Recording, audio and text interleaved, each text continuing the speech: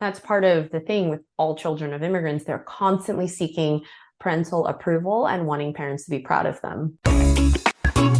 Welcome to the Immigrant Experience in America, an immigrant human library, where we amplify and humanize the experiences of immigrants in the United States and around the world. Listen in as we add another story to our immigrant human library. So then I wonder, going into a little bit about your book, Amy, and, the whole experience of being children of immigrant parents and what that all means. Can you talk to us a little bit about that and how that came about, the story behind it? And I know there's a unique experience, I think, of Asian children of their parents, right, living in the U.S. And I can relate to some of it, but I'll let you speak to what that's like for you being a child of Chinese parents. Yeah. So the inspiration for me to even embark on the journey of having conversations with my parents, it started because I'm a one-on-one coach. I work a lot with women of color, especially those of Asian descent. And so probably around 3.5 years ago, I was working with a senior vice president. She's Chinese American, around age 55 at the time. And she was doing really well in her career, right? Senior VP. I think that's super successful. But she came to me because she was trying to figure out, well, what do I want to do next in my life? Because I actually don't like what I do. It doesn't give me meaning and purpose. And so when we started trying to explore that, what she realized is I want to do something creative and I want to start my own business. And as we continued our coaching, she said to me, but I'm going to have to wait until my father passes away. And mind you, her father's 85 at this point, right? And I said, well, what makes you believe that? And she said, because when I became senior vice president, he had told me, great. And the next thing you'll become is president. And she said, I am just afraid. I don't want to disappoint him. I don't want to be criticized by him. I don't want to deal with this. And when we continued our conversations, what she told me is she goes into little girl mode around her father, where she is just so afraid of his disappointment, his disapproval, of his criticisms, that she's not willing to have conversations with him about what she really wants to do in life and her dreams. And from her perspective, she said, well, he's just never going to understand. So I don't even want to go there. And I started seeing this pattern among a lot of my clients who are children of immigrants, where they feel this pressure because of the expectations their parents have of them, or what they believe their parents' expectations are of them. And so I started to wonder, well, what are the stories that I have about my parents? What are the things that I lied to my parents about, or that I'm not willing to do because I have these stories? And so, and mind you, at this time, I've done a lot of self-work, a lot of self-healing. So when I sat down, I was like, oh, for sure, I'm over all this stuff. Like, I don't have anything that I need to work on.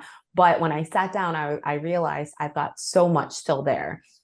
I had all these stories in my head, or as I say in my book, I call them myths, right? There's stories that are in my head. Everything from my success will never be good enough for my parents, to I'll never be able to repay them for their sacrifices, to they're disappointed I married a white guy instead of a good Chinese boy. So I had all these stories. And at this point, it was at the height of COVID. My husband and I, we were actually stuck in Ghana at the time. And my parents were back in the US. There was a rise in hate crimes against the Asian community. And I just had a lot of fear that if I didn't do this, I would lose the chance to do it. So I called my parents on WhatsApp and said, hey, would you be willing to have conversations with me? And that's how it started.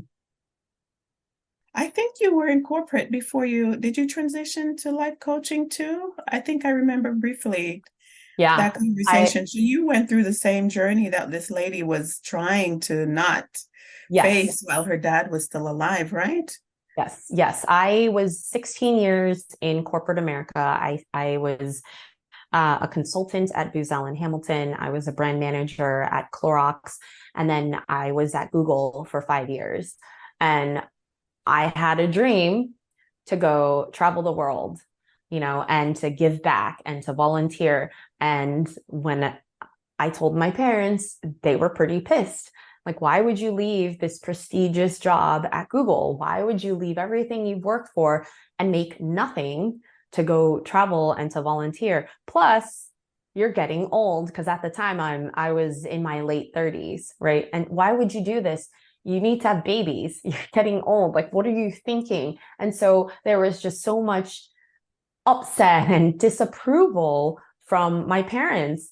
And honestly, one of the things that really was hard for me to deal with was the pressure of, my parents did all this for me to give me the American dream, to give me the opportunity to work at companies like Google. And then here I'm going to go and quit my job and disappoint my parents and possibly not have kids, until I'm really old, or maybe I won't be able to, and they're just going to be really upset with me. And so there were definitely, same with this lady, a lot of that pressure.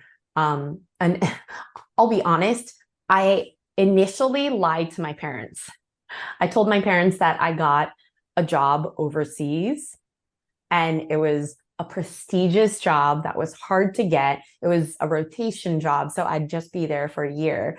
And that was my plan. I told my sisters, this is what I'm going to tell them, make sure you're on board with it. And my middle sister is the one who told on me. She's the one who told my parents, Amy doesn't really have a job. She's just quitting and going overseas. And my mom was livid when she called me. So I totally understand what this 55-year-old senior vice president was going through. It was like, well, I don't want to be yelled at.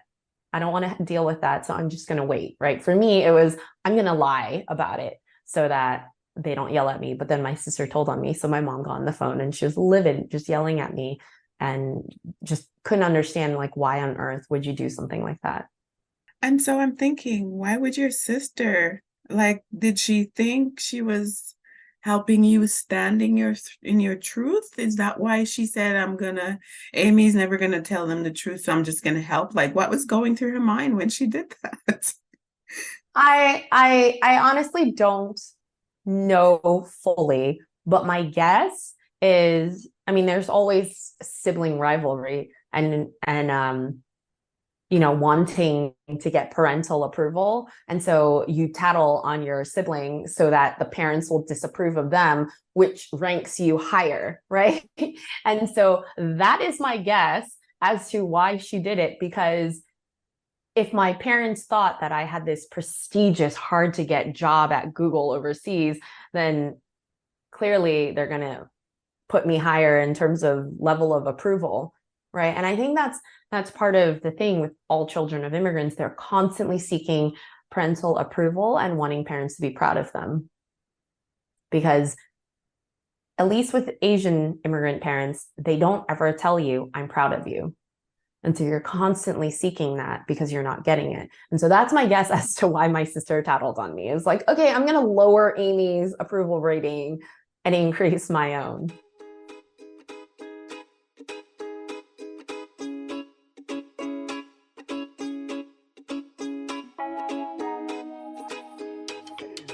Oh my gosh, I feel like I need to sit down with you in a session.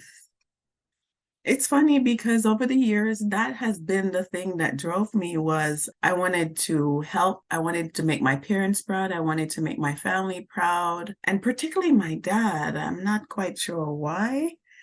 And even recently, I've even thought to myself, oh, I'm going to have a conversation with dad about some things.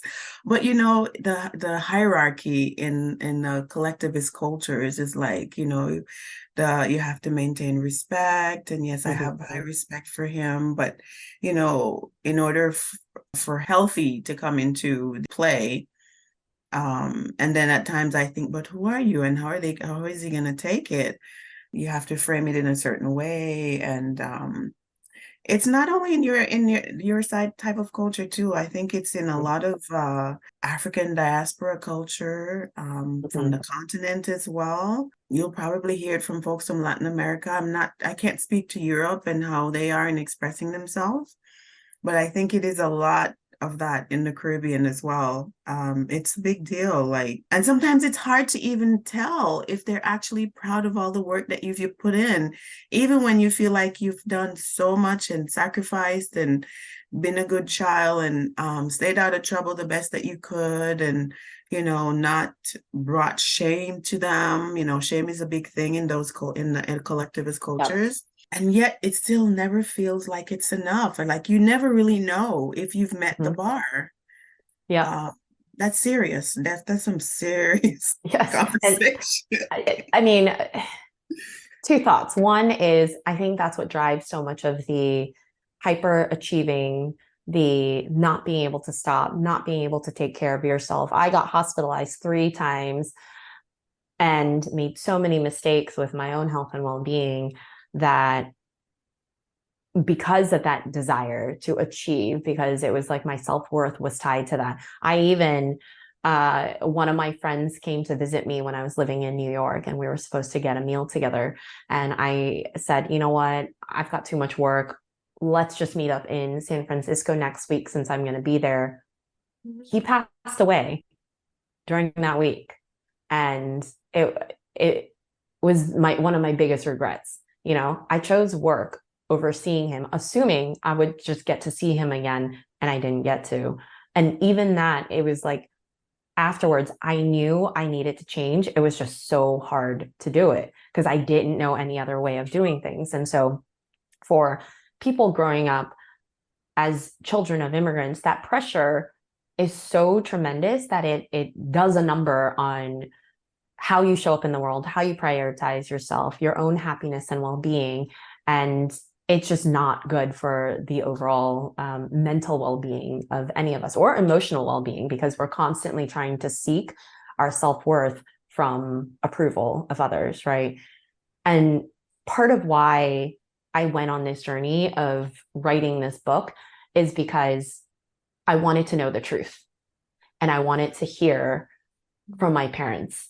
And so the way the book is framed, it is each chapter is one of the stories that I had of like, you'll never be proud of me, or I'll never be able to repay you, or being a boy is better than being a girl, because my dad telling me that I was supposed to be the boy and constantly reminding me of that when I was a kid did a number on me in terms of, oh, I've got to be more masculine and be the boy he's wanted, right? And so I had all these stories, and the book, the way it's structured, I tell my side of the story, but then I spent over the last 3 years 40 plus hours in conversation with my parents. And I will tell you, the first 20, 25 hours, they were hard. Lots of tears, anger, resentment, moments when I wanted to give up. And I am so grateful that I kept going, because now on the other end, I know the truth. I have a completely different relationship from my parents. One of the questions I straight up asked my dad was, are you proud of your daughters? And what exactly are you proud of? Right. I wouldn't have been able to get there at the beginning. It was through the conversations and near the end, I was able to say that. And he told me that we're proud of you, and here's why. And he listed what he was proud of with me and with each of my sisters. And because I recorded it, I was able to share that with both of my sisters. Like, see, our parents are proud of us, right? We don't need to be tattletaling on each other to raise the bar. They're proud of us. And so that's what I hope for other people who, because the book, it tells my story, it tells my parents, but there's also something in there at the end of each chapter called A Date with Your Parents, where I provide you with tips, with a structure, and with questions to ask your own parents, because I think it's really healing. It's healing for ourselves, but it's also very healing for our parents, because what my parents shared with me is they feel misunderstood, and they feel like I never wanted to or cared to really understand them. And when I went into these conversations with only the intention of listening and understanding them. So I went in without an intention for them to understand me, without an intention to try to change them. I went in just to listen to their history, their stories, their experiences, and their side. Something in them shifted and something in them healed, right? And so it wasn't just about me healing, our relationship healing, but something shifted for them. And I think many of our parents deserve that too. You know, me as a parent, I hope one day that my son would want to hear my story and want to understand me just the way that, you know, I want to understand him. Right. That is so powerful, Amy. As you can tell, I'm tearing up. And I think a lot of first-gen children, not only because your sisters probably have dealt with some of this too, but for some reason, you're the one who was the first to kind of spearhead resolving or getting to a healthier place about it. But I think a lot of first-generation children deal with a lot of that too.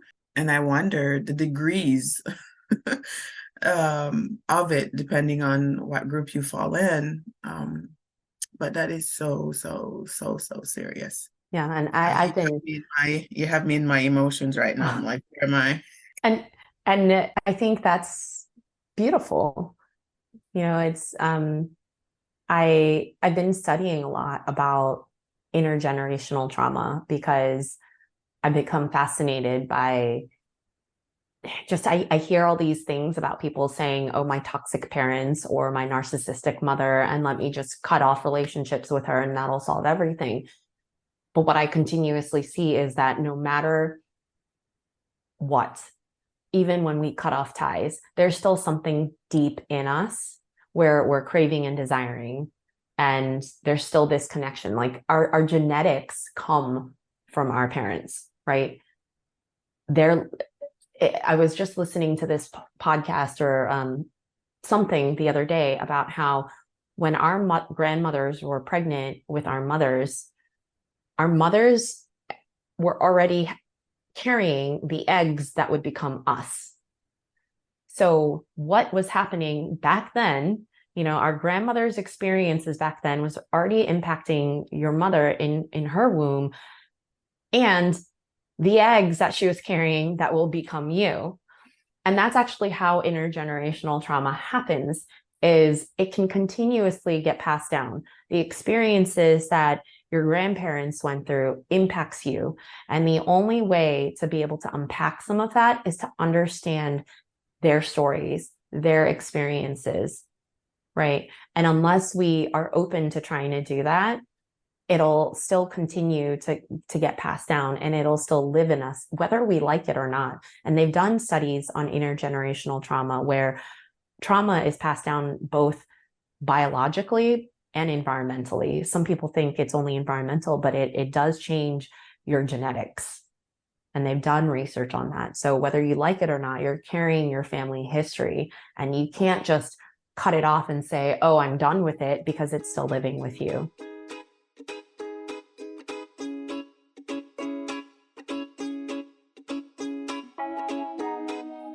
It's so true. So, you know, the impetus behind me actually doing this podcast in 2021, my mom passed January 1, 2021. And it was just the clothing of her, that era. I was like, man, I missed out so many opportunities to ask her questions. And every time I have an interview, I wish I would have her on the other screen to say, Mom, tell me, what was your experience living in America like? What was it like to lose your dad at such a young age to an accident? She was the oldest and she carried so much, taking care of 11 other siblings, right? Her mom never left the home. Her husband had passed maybe 30 plus years before, and she never left her home. She was traumatized. And my mom then became like her right-hand person to help support her, caring for the rest of her siblings. Oh, what would I give to hear her story firsthand? And the funny thing is that her funeral was when certain things started coming out from her siblings that I had never heard about. And particularly because I was so busy working and just I was overseas and gone and missed out on so many opportunities to just sit with her. But isn't that what we're supposed to do? We're taught to excel in school, get that good job and to excel. That's what we thought would make them proud, but then he takes us away from them. Yep. I'm on a path to my own healing too. Thank you for sharing that. And, if you still have your mom's siblings or friends, you can still talk to them. There's still an opportunity to learn about her story. Might not be firsthand, but it's still her story, right? And that's what I encourage a lot of people to do, is even if your parents aren't here, find ways to learn about their story. Oh, and it's so, for those of you who are listening and you have your parents, no matter what sort of grievance or shame you feel or whatever might have happened to sever your relationship, make it right. Because once they're gone, you can never get that back. You have an opportunity, and that's why I tell stories. That's why I tell immigrant stories, because I'm trying to give a perspective to the larger American population about what our journeys are like, because a lot of times there's so many stereotypes of where we're coming from, and we have accents and what we look like. And so telling these stories give people a window into the reality and humanity of who we are. And so if you, as a child, if you're mad at your parents for whatever reason and they're still here, like, try to make amends, like, however you know how. And it's so powerful to ask them their stories if they're willing, because some parents aren't able to emotionally share because they probably have gone through trauma or other situations they don't want to talk about. But if you can have a conversation, like, take it from me, like, make amends, try your best to have some sort of understanding, go in, as Amy expressed, to seek to understand them, because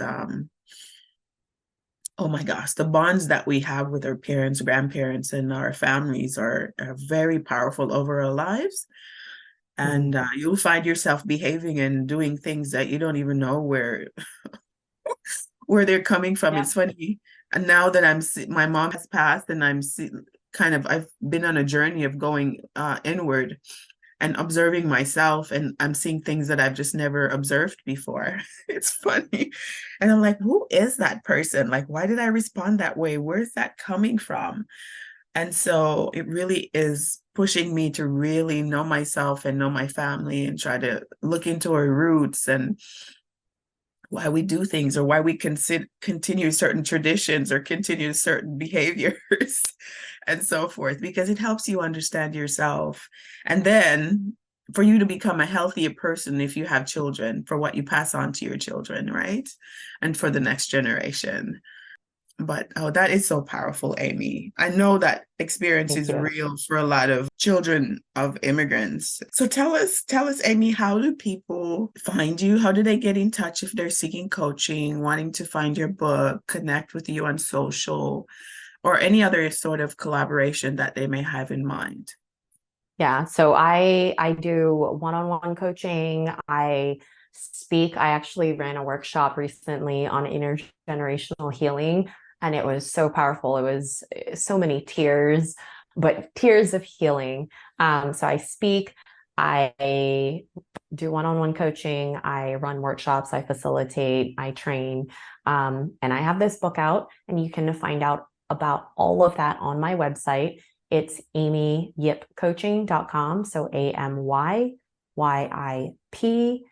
coaching.com. And people can follow me on LinkedIn, Instagram, or on Facebook. Find Amy Yip Coaching. Okay, very good. Very good. I think I went looking for you. So it won't be by your name as generally seen on LinkedIn.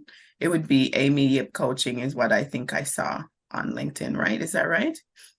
On LinkedIn, you could go to follow Amy Yip Coaching, or you could follow my personal LinkedIn page, which is Amy C. Yip. Oh, okay. You do have a personal page too. I couldn't Hmm. find that one. Okay, very good. Yeah. And I would encourage everyone, even if your parents aren't willing to share, I tell people warm your parents up. So don't jump into the most traumatic experience or what's your biggest regret or what are you proud of about me, right? Do something like, hey, what was your favorite food to eat when you were a kid? How did you like to play when you were a kid? What were your favorite activities? Right? Do really, I say it like light touch, easy questions and warm them up to get to those deeper questions. So even in the structure of the book, I have lighter questions before you delve into those deeper questions because many people in general, not just our parents, are not comfortable going into those deep questions right away. And so warm your parents up. It took me a long time to warm my own parents up. And I'm thinking particularly too, coming from your cultural background and then collectivist cultures too, people just don't shining a light and putting you on the soapbox to talk about yourself and your feelings. Like, I've had to learn to do that as a younger child, but consider them being in their 60s and older. I mean, that's kind of unheard of. Their brain probably don't even know how to compute that, right? Oh yeah. I mean, but you know what? After 3 years, 40 plus hours of conversations, my parents say, I love you now. They're affectionate. They tell me they're proud of me. So my dad even said, they need to turn your book into a movie. I'm like, okay, cool. So it can happen. Just be patient, right? It took me 3 years. So be patient. It's not going to happen overnight, but start. And kudos to you. I'm sure it was hard work on your part to remain committed and to come back with a fresh heart and mind each time. I'm sure it got heated and hard, but you pressed through it because I can't imagine it being easy a lot of times trying to work through the reality of that, you know? Yeah. And throughout the book, I say it's not easy, but it can get easier. I mean, even now, my mom can trigger me sometimes with things, right? Like, but it can get easier. And so even having a support system, my husband was my support. Every time I came crying after a call, I was like, I'm not doing this anymore. I don't know what I was thinking. He's the one who would give me a hug and say, you can keep doing this. Know your why. And that's something else to remember is know your why. Why are you doing this? Why does having a different type of relationship with your parents matter? Why does understanding their life experiences matter? And one big reason for me was also I didn't want to pass my stuff on to my child. He's half white, half Chinese, and I already know he's going to have his own stuff to deal with. And I don't want him to have to carry my stuff. Wow, that's a big why right Yeah. there. Yes. Oh, Amy, this has been powerful. Thank you. Thank you so much for being so authentic and frank about, everything in the book. Um, so folks, if you're on this journey, go out and seek out Amy's book. Is it on Amazon? Is it Barnes and Noble? Like, where can people find it? It's on Amazon, it's on Barnes and Noble, bookshop.org, Books a Million. So every major online retailer, it's got paperback, hardcover, Kindle version, and I'm currently recording the audiobook, which will be available in early 2024. Very good. Very good. So thank you so much for this time. We'll connect on social, and this has been just a powerful session for me. As you can see, I don't think I've cried this much in any of we have 116 episodes, but you can tell this is like a very touchy issue for me because I think I'm going through it and not necessarily knowing how to approach that to get to the other side of it. But it's necessary. And once you lose one parent and you have one available and you want to say, oh boy, you don't want to lose both and not having done that. Because sometimes the emotions don't come up or the realization or awareness doesn't come up until after they're gone. And so it's a blessing that you have one and they're still here. So there is still a window of opportunity to find some sort of have some conversation. Definitely. And just like I said, there's still opportunity to also talk to the family members and others who knew a different side of your parents, even if they're not here. Definitely, yes, that too. Thank you so much. This has been a pleasure. Friends, as always, please subscribe, comment, and share if you enjoyed this interview. If you're passionate about telling immigrant stories, our team is looking for help. If you're willing to help with podcast production, social media, or Patreon management, please reach out to us. You can also donate on our Patreon if it's easier for you. All the links are in the description below. Thank you. We thank our listeners around the world, and we appreciate your continued support as we build our human library. Please remember to give us a 5-star review, subscribe, and share with your friends, family, and circle of influence.